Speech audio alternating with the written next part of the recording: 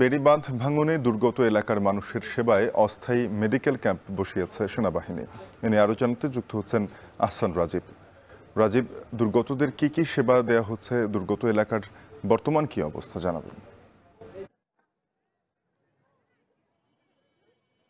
শাফিন, গত 31শে মার্চ সাতক্ষীরার আনুলিয়া ইউনিয়ন অর্থাৎ আশাশুনি উপজেলার আনুলিয়া ইউনিয়নের বিসর এলাকায় বেড়িবাঁধ ভেঙে 8টি গ্রাম প্লাবিত হয়েছিল। সেই 8টি গ্রাম প্লাবিত হওয়ার পরে ক্ষতিগ্রস্ত বেড়িবাঁধটি এখন মেরামত করা হয়েছে, সেখানে রিংবাঁধ দিয়ে।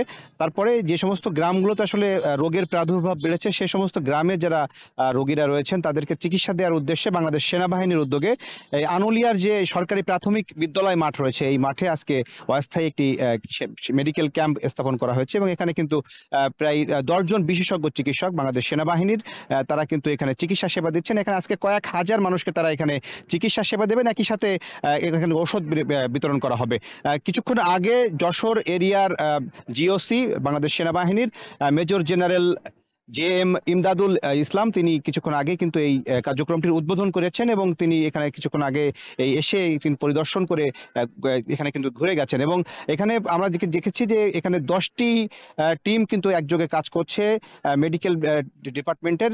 তারা এখানে গাইনি, মেডিসিন, সার্জারি এবং অন্যান্য যে সমস্ত চিকিৎসা সেবা রয়েছে, বিশেষ শিশু এবং যে অন্যান্য মেডিসিন সেবা, সেগুলো কিন্তু তারা এখানে প্রদান করছেন।